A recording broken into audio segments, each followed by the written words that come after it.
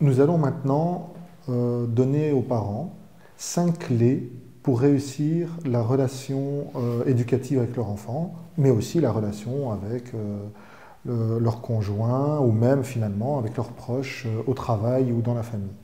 Ces 5 clés, la toute première, c'est la communication. La communication, ce n'est pas juste donner une information, c'est aussi la recevoir. Ce n'est pas que parler, c'est aussi écouter. Et avait raison celui qui disait, finalement nous avons 2 oreilles et une seule langue, c'est pour écouter 2 fois plus qu'on ne parle. Donc écoutons, communiquons avec nos enfants.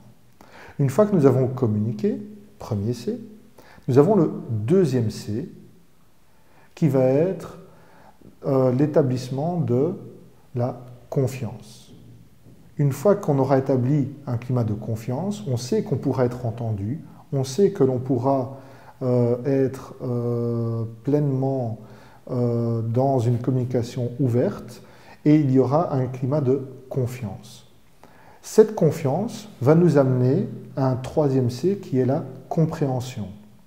Parce qu'en fait, une fois qu'on aura communiqué, on aura écouté, une fois qu'on se sera mis en confiance l'un avec l'autre, eh bien on va pouvoir comprendre l'autre, mais pas uniquement comprendre ce qu'il veut nous dire, mais comprendre ce qu'il n'ose pas nous dire. Parce que justement, à ce moment-là, on arrivera alors à une relation beaucoup plus profonde, beaucoup plus juste, beaucoup plus saine. On aura communiqué, on aura eu de la confiance, on aura eu de la compréhension. À cela, il faut ajouter de la cohérence. La cohérence, c'est-à-dire que le parent doit faire ce qu'il dit et il doit dire ce qu'il fait. Si l'enfant se rend compte que finalement, on promet des choses que l'on ne tient pas, on va tout détruire.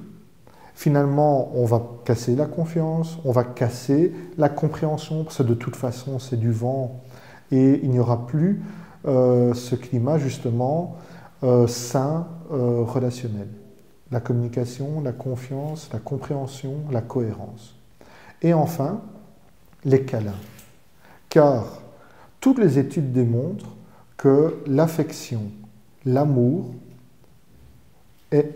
ce sont des concepts indispensables à l'épanouissement psychologique et intellectuel de tout être vivant. Un enfant qui n'a pas de câlin, d'affection, à son plus bas âge, meurt. Des études scientifiques ont été faites dans ce sens, en psychologie sociale.